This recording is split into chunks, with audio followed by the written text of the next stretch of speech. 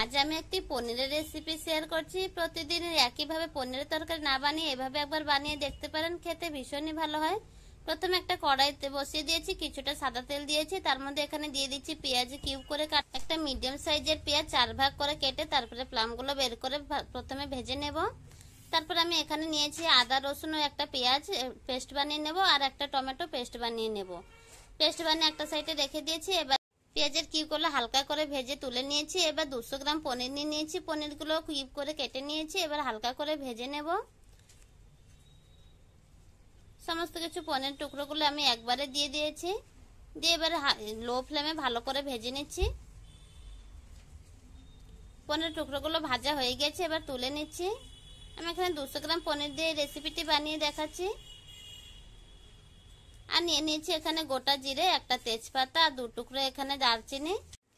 এবার দিয়ে দিচ্ছি এখানে আদা রসুন ও পেঁয়াজের পেস্ট, আর তার মধ্যে আমি দিয়ে দিচ্ছি এখানে টমেটোর পেস্ট। দুটো পেস্ট একসাথে দিয়ে খুব ভালো করে ভেজে নিয়েছি কিছু সময়ের মধ্যে। তারপরে এখানে গুঁড়ো মশলা দিয়ে দিচ্ছি, লবণ, হলুদ, লঙ্কার গুঁড়ো, 1 চামচ কাশ্মীরি লঙ্কার গুঁড়ো দিয়ে দিচ্ছি, এখানে ধনের গুঁড়ো ও জিরের গুঁড়ো।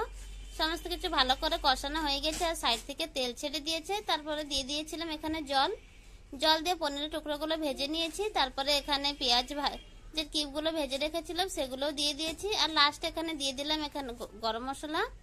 সমস্ত কিছু আরো 2 মিনিট পর্যন্ত রান্না করে নেব। 2 মিনিট পর আমাদের রান্নাটা কিন্তু একেবারে তৈরি হয়ে গিয়েছে। চাইলে এভাবে একবারে পনির দো পেঁয়াজের রেসিপিটি বানিয়ে দেখতে পারেন, খুবই ভালো।